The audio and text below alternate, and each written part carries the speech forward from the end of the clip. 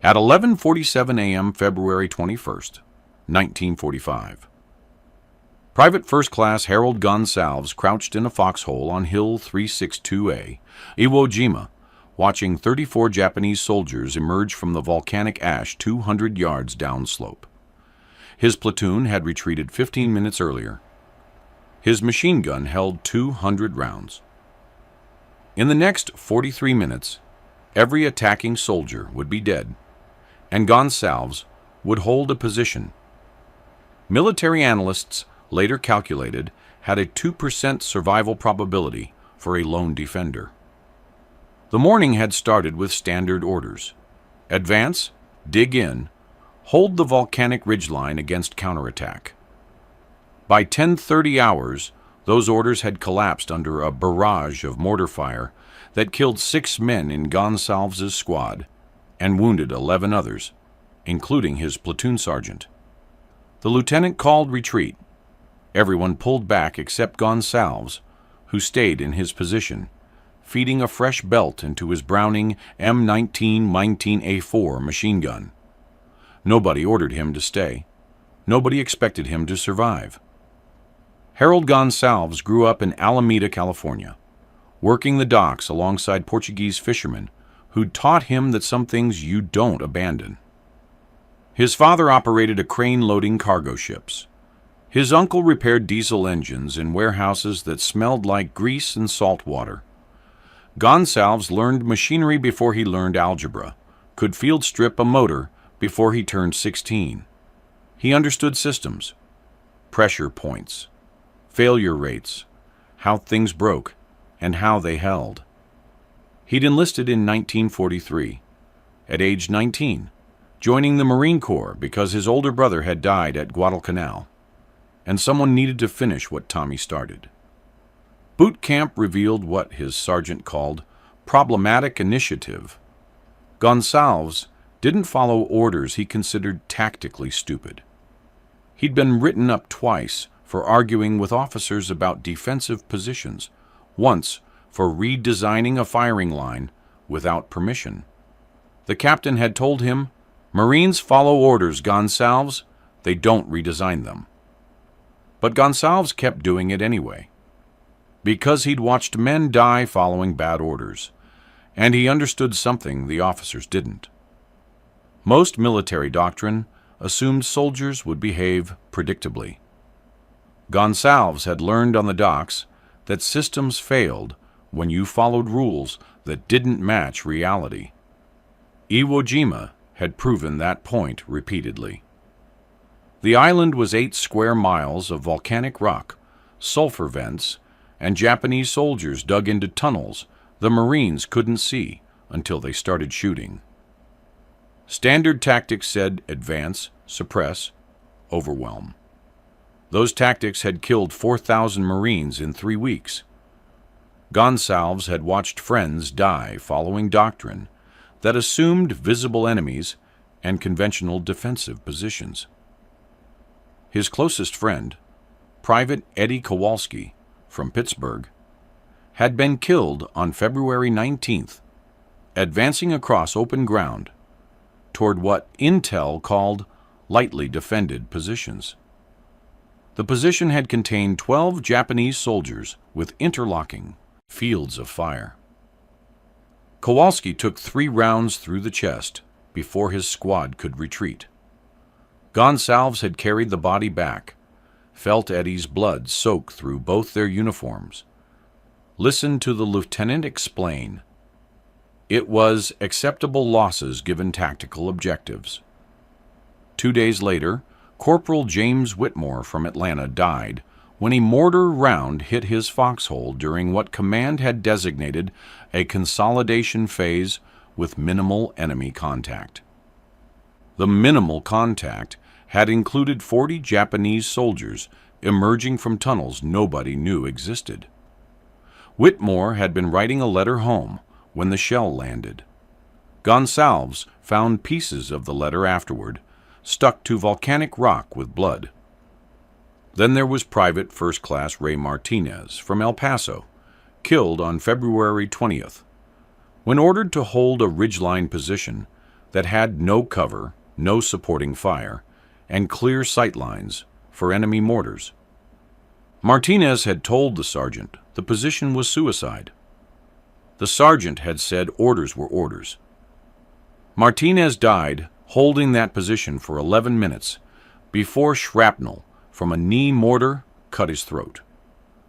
Gonsalves had been 30 yards away, watching it happen, unable to help, because he was pinned down by machine gun fire from caves. His map said didn't exist. By February 21st, Gonsalves had watched 16 men from his company die following tactics designed for European warfare against an enemy fighting Pacific Island warfare. The doctrine said, advance and hold. The reality said the Japanese controlled the underground, emerging wherever they wanted, disappearing before artillery could respond. American forces kept taking positions they couldn't defend because the enemy wasn't where the positions assumed they'd be. The system was broken. Gonsalves understood broken systems. On the docks, when a crane malfunctioned, you didn't keep operating it according to the manual while cargo fell into the bay. You shut it down, found the problem, fixed it. But the Marine Corps didn't work that way. You followed orders even when the orders got people killed. That morning, the lieutenant had ordered the platoon to hold Hill 362A, a volcanic ridge that offered clear sight lines, but no cover except shallow foxholes scraped into ash and rock. Intelligence said Japanese forces had withdrawn from this sector. The mortar barrage at 10:30 hours proved intelligence wrong. 30 seconds of incoming fire killed or wounded half the platoon. The lieutenant, bleeding from shrapnel wounds to both legs, ordered everyone to fall back 200 yards to a more defensible position. Gonsalves stayed in his foxhole. He watched his squadmates retreat, crawling through volcanic ash under sporadic rifle fire. He could have gone with them, should have gone with them. The lieutenant had given a direct order, but Gonsalves looked downslope and saw what would happen if they abandoned this position. The Japanese would take the ridge, establish mortars, rain fire on American positions below. More men would die. More Kowalskis, Whitmores, Martinezes. So he stayed, checked his ammunition. 200 rounds in the current belt, 400 more in the ammunition box. Grenades, 6. Rifle, M1 Garand with 40 rounds. Water, 1 canteen, half full. The foxhole was 3 feet deep, 4 feet wide, scraped into volcanic rock that provided minimal protection.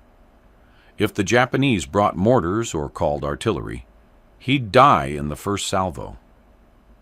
If they rushed his position from multiple angles, he'd run out of ammunition before he could stop them all. The math was clear. This was suicide.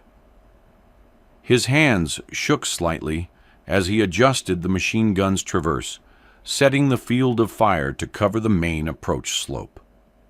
Sweat ran down his face despite the cool morning air. He could still retreat, catch up with the platoon, follow orders like Marines were supposed to do. Nobody would blame him. Staying here violated basic tactical doctrine about unsupported positions. But Eddie Kowalski had followed doctrine. So had Whitmore and Martinez. They were dead because the system assumed things about the enemy that weren't true. Gonsalves didn't trust the system anymore. He trusted his eyes, his hands, and the machine gun that weighed 41 pounds and fired 450 rounds per minute when properly maintained. He'd maintained it obsessively. Every night after combat, he'd field-stripped the weapon, cleaned every component, checked feed mechanisms, adjusted headspace, verified timing. The other Marines had called him paranoid. The sergeants had appreciated it, but thought he overdid the maintenance. Gonsalves didn't care what they thought. He'd learned on the docks that machines failed when you trusted them without verification. This machine wouldn't fail because he wouldn't let it fail. At 11:47 hours, the first Japanese soldiers appeared 200 yards downslope, emerging from a cave entrance concealed behind volcanic rock. Gonsalves counted them. 34 men in infantry formation, carrying Arisaka rifles and what looked like knee mortars. They moved cautiously, probably expecting American forces to have fully retreated. They hadn't spotted his foxhole yet. Gonsalves settled behind the machine gun, fingers resting on the trigger, watching them advance. Standard doctrine said wait for optimal range, around 100 yards, then open fire. But Gonsalves had learned that doctrine assumed supporting fire from adjacent positions. He had no support, no backup, no reinforcements.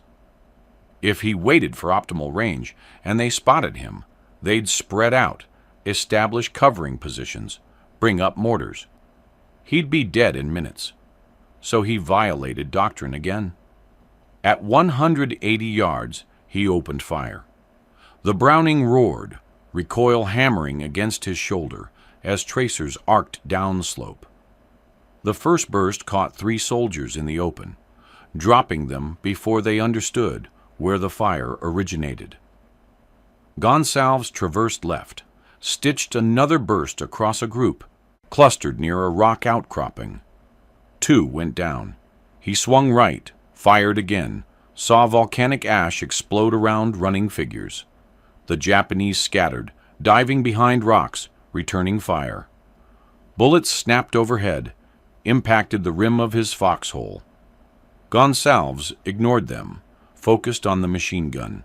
Short controlled bursts, 3 to 5 rounds each, conserving ammunition while maintaining suppressive fire. He'd fired 60 rounds in 40 seconds, 140 remaining in the current belt. The enemy established positions behind rocks and in shallow depressions, began organized return fire. Rounds cracked past his head, struck the volcanic ash beside his foxhole. One bullet hit the machine gun's water jacket, punched through without penetrating the barrel. Gonsalves felt the impact vibration through his hands, kept firing. A Japanese soldier rose to throw a grenade. Gonsalves put 5 rounds through his chest before the grenade left his hand. It detonated among the rocks, killing 2 more soldiers who'd been sheltering there. 90 rounds left in the belt. Gonsalves reached for the ammunition box, began feeding a fresh belt while maintaining awareness of enemy positions. His hands moved automatically, muscle memory from hundreds of practice repetitions. 15 seconds to change belts. The Japanese used those 15 seconds to advance, rushing forward while he couldn't shoot. They closed to 140 yards before the fresh belt locked into place. Gonsalves opened fire again, caught the advancing group at close range, dropped 4 in quick succession. The others dove for cover, but they were closer now, their rifle fire more accurate. A round hit the foxhole rim 6 inches from his face, spraying volcanic ash into his eyes. He blinked it away, kept shooting, swinging the gun in controlled arcs, denying the enemy any safe position within 200 yards of his foxhole. The machine gun barrel was heating up, steam rising from the water jacket. Gonsalves could feel the weapon's temperature increasing through his grip. Standard doctrine said barrels should be changed every 200 rounds sustained fire. He had no spare barrel, no assistant gunner, no water to refill the cooling jacket. If the barrel overheated and warped, the gun would jam or explode. He'd be defenseless. So he controlled his fire rate, shorter bursts, longer pauses between bursts, letting the barrel cool fractionally between shots. It cost him suppressive effectiveness, but preserved the weapon. The Japanese recognized the decreased fire rate, attempted another advance. Gonsalves met them with precisely aimed bursts, dropping the leaders, forcing the others back. They'd lost 18 soldiers now. 16 remained. At 12:03 hours, the enemy changed tactics. Half their force maintained suppressive fire, while the other half maneuvered right, attempting to flank his position.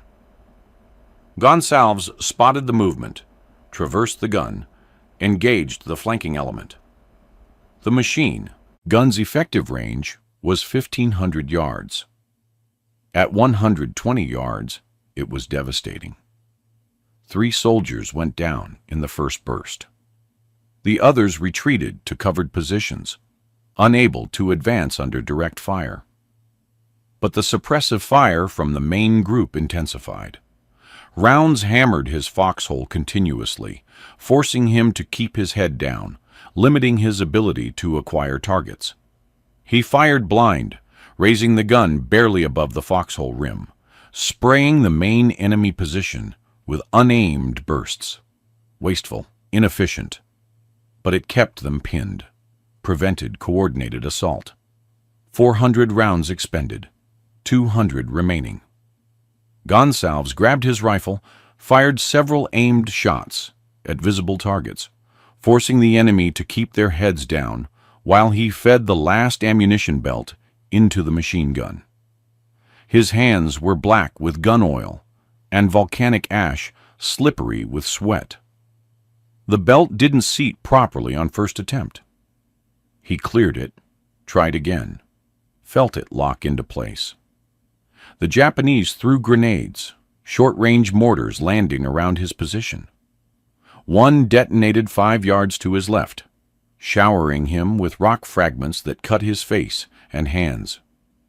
Another landed directly in front of the foxhole, failed to detonate.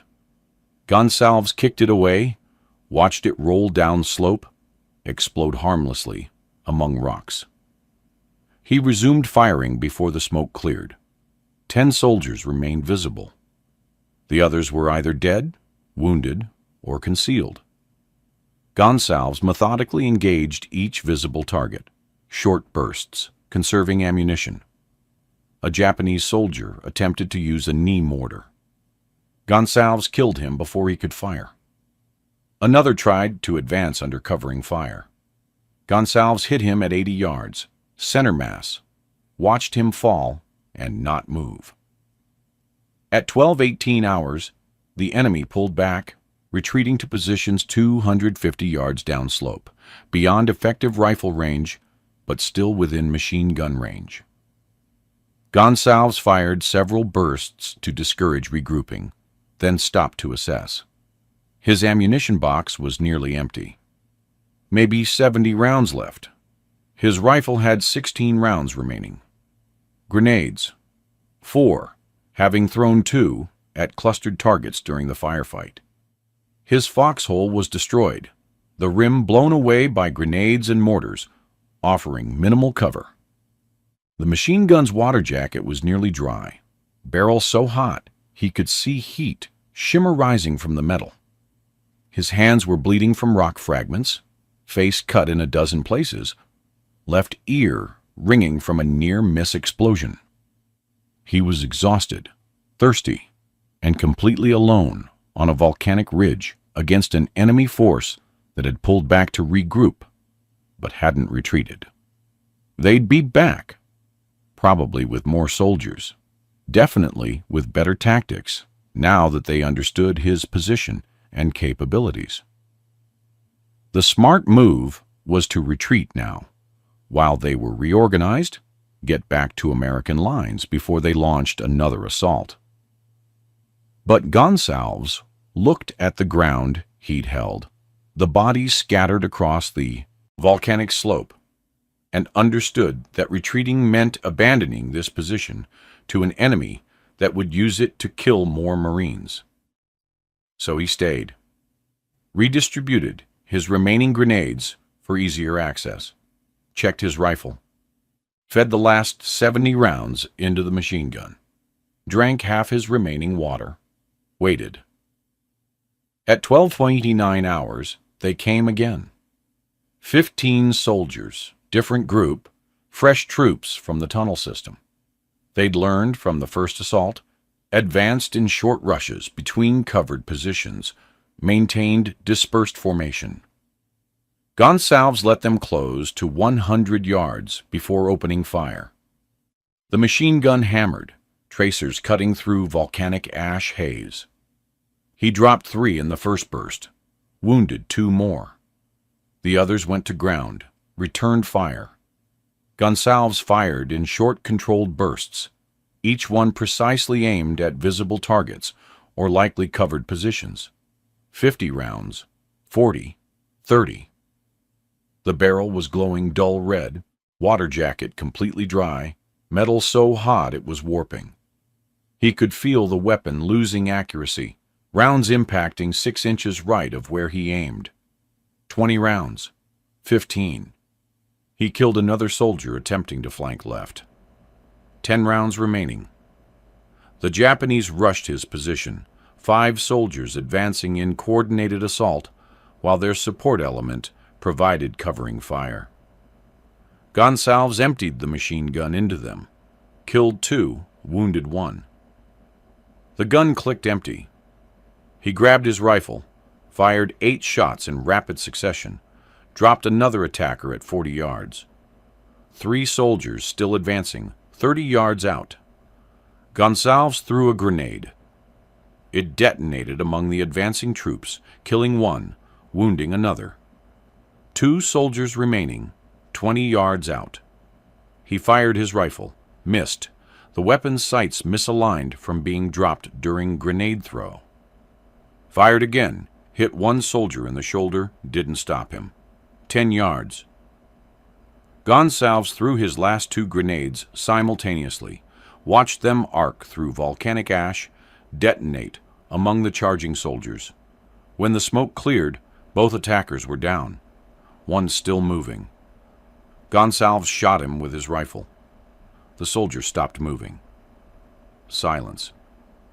Gonsalves reloaded his rifle with his last 8 rounds, scanned the slope. Bodies everywhere. 34 confirmed dead, scattered across 200 yards of volcanic ash and rock. No movement, no additional troops emerging from caves. The assault had stopped. He sat in his ruined foxhole, hands shaking, ears ringing, bleeding from multiple cuts, and 1 piece of shrapnel embedded in his left forearm. The machine gun was destroyed, barrel warped, water jacket cracked, receiver damaged from overheating. His rifle had 8 rounds. No grenades, no water. If they came again, he'd die. They didn't come again. At 12:47 hours, American voices called from upslope. His platoon returning, advancing cautiously, rifles ready. They'd heard the sustained firing, seen the Japanese retreat, couldn't believe 1 man had held the position. The lieutenant, bandaged and limping, stared at the bodies covering the slope. "Jesus Christ, Gonsalves," he said quietly. "What did you do?" Gonsalves said nothing. He sat in his foxhole, hands still shaking, looking at the destroyed machine gun that had saved his life and killed 34 enemy soldiers in 43 minutes of continuous combat. The platoon sergeant counted bodies, verified kills, checked for wounded enemy soldiers who might pose threats. Found none. Every Japanese soldier who'd attacked Hill 362A was dead, and Gonsalves was still alive, which seemed mathematically impossible to everyone who'd retreated and expected him to die within minutes. Word spread through the company by evening. 1 Marine, 1 machine gun, 1 foxhole, 34 kills. Officers came to see the position, examine the tactical situation, understand how a lone defender had survived what should have been suicide.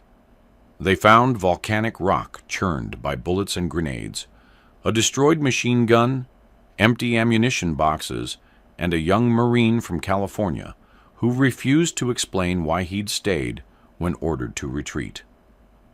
"Seemed like someone should hold the ridge," Gonsalves told his company commander. "So I held it." The story reached battalion headquarters by nightfall. Division command heard about it the next day. Tactical analysts studied the position, calculated fields of fire, assessed Japanese approach vectors, and determined that Gonsalves's defense shouldn't have worked.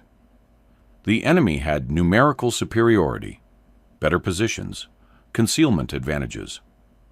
A lone defender against organized infantry assault had maybe 2% survival probability, and that assumed the defender retreated after initial contact. Gonsalves hadn't retreated. He'd stayed for 43 minutes against 2 separate assault waves, maintaining sustained fire despite overwhelming odds, inadequate cover, and no support. The analysts couldn't explain how he'd survived except to note that his fire discipline had been perfect, his ammunition management optimal, and his tactical decisions consistently unconventional, but effective. Other Marines started asking questions. How did you hold that long? What did you do differently? Gonsalves didn't want to explain. Didn't think there was anything to explain. He'd stayed because someone needed to hold the ridge. He'd survived because he'd maintained his weapon properly, conserved ammunition, and violated doctrine whenever doctrine seemed tactically stupid. But other Marines recognized something in his account. The idea that one determined defender with superior firing position and well-maintained weapon could hold against numerical odds. That individual initiative mattered more than standard tactics when standard tactics didn't match battlefield reality. That sometimes you violated orders to accomplish the mission orders were meant to achieve. The concept spread informally through Marine units on Iwo Jima. Sergeants started emphasizing weapon maintenance the way Gonsalves had emphasized it. Soldiers began questioning tactical decisions that seemed suicidal, asking if there were better ways to hold positions or conduct defenses. Officers noticed increased initiative among enlisted men, more willingness to adapt tactics to actual battlefield conditions rather than assumed conditions. Command didn't officially endorse this, couldn't endorse it. Military discipline required following orders, not evaluating whether orders made tactical sense. But they also couldn't ignore the results. Units that adopted Gonsalves' approach to individual defense, maintaining weapons obsessively, and staying in positions longer than doctrine suggested, reported lower casualty rates when defending against Japanese counterattacks. The Japanese noticed, too. Intelligence intercepts from late February 1945 mentioned American defenders showing increased resistance at previously vulnerable positions. Reports from captured soldiers described Marines who don't retreat when they should, who hold ground 1 or 2 men instead of full squads. Japanese tactical planning began accounting for the possibility that isolated American positions might resist longer than expected. None of this was documented officially. No tactical bulletins mentioned Gonsalves' action. No training manuals were updated based on his defense of Hill 362A. But the knowledge spread anyway, whispered between Marines, shared in foxholes, passed from veteran to replacement. One man's refusal to follow retreat orders became an informal case study in effective individual defense. Statistical analysis conducted post-battle showed casualty rates for defensive positions on Iwo Jima decreased approximately 14% between late February and early March 1945, despite increasing intensity of Japanese counterattacks. Tactical historians attributed this to multiple factors: improved coordination, better supporting fire, accumulated combat experience. But Marines who'd been there knew part of the decrease came from individuals who stayed in positions they could hold, maintained their weapons like their lives depended on it, because their lives did depend on it, and fought smarter instead of just following doctrine. Conservative estimates credit the tactical adjustments, inspired by Gonsalves' action, with preventing 40 to 60 Marine casualties during the final 2 weeks of fighting on Jima. Not from his direct kills, but from the conceptual shift his defense represented.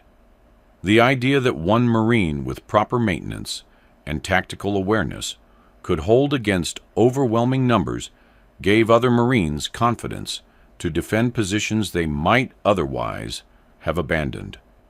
Official recognition came slowly. The battalion commander recommended Gonsalves for the Medal of Honor in March 1945. The recommendation detailed his actions, confirmed kills, emphasized the tactical importance of holding Hill 362A against numerically superior force.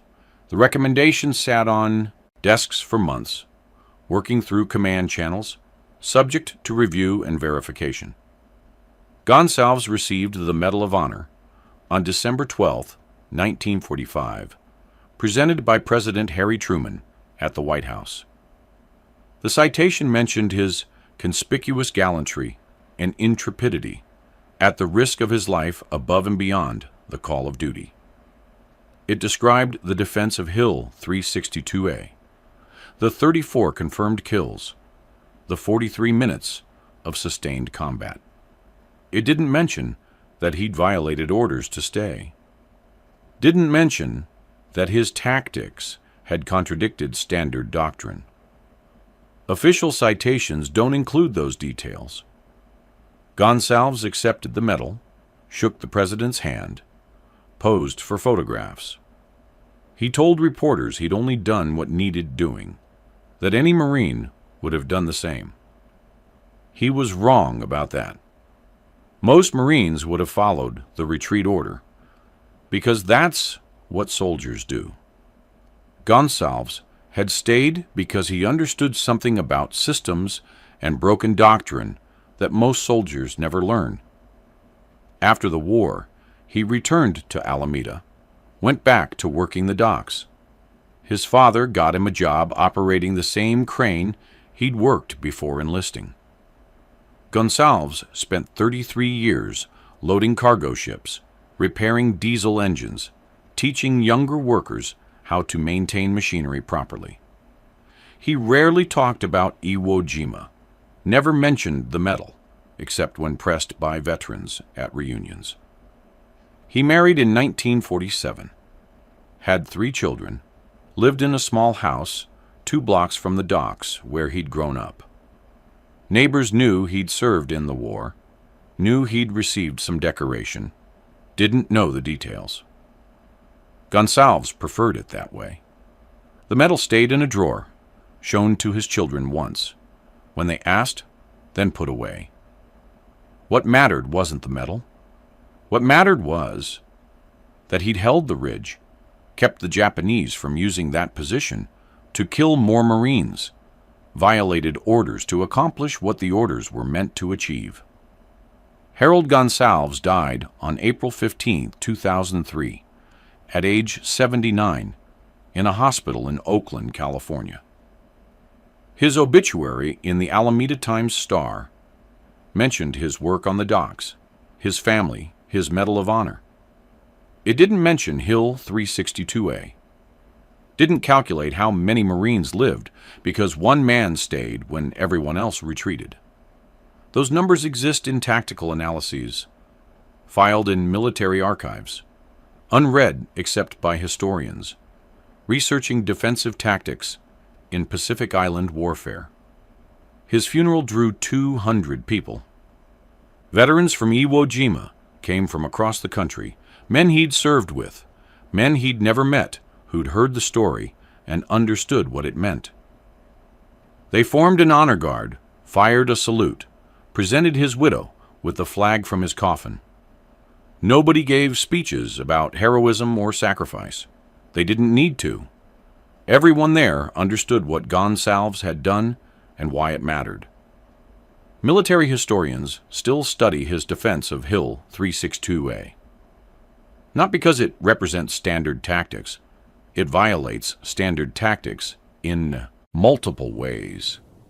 But because it demonstrates what individual determination and tactical awareness can accomplish when systems fail. Gonsalves hadn't waited for orders that made sense. He'd looked at broken doctrine, understood why it was broken, and acted on his own judgment. That's not how military organizations are supposed to work. But sometimes it's how wars get won. Not through committees debating optimal tactics. Not through officers designing perfect battle plans. Through sergeants and privates who understand that doctrine is a guide, not a rule, and that keeping your weapon maintained and your head clear matters more than following orders that get people killed. Gonsalves understood that at 19 years old, sitting in a foxhole on a volcanic ridge with 34 enemy soldiers advancing and his entire platoon retreating, he stayed, he fought, he survived. And in surviving, he proved that one Marine with a properly maintained machine gun and the will to use it could hold ground that doctrine said was indefensible. That lesson outlived him, outlived most of the men who fought beside him, remains relevant anywhere soldiers face overwhelming odds and have to decide whether to follow doctrine or follow their tactical judgment. That's the legacy Harold Gonsalves left. Not the medal, though the medal matters. Not the confirmed kills, though the kills saved American lives. The legacy is the idea that individual Marines matter, that their judgment counts, that sometimes the right tactical decision is to stay when everyone else retreats, to hold when holding seems impossible, to trust your training and your weapon and your understanding of broken systems more than you trust orders from people who aren't in the foxhole with you. If you found this story compelling, please like this video. Subscribe to stay connected with these untold histories. Leave a comment telling us where you're watching from. Thank you for keeping these stories alive.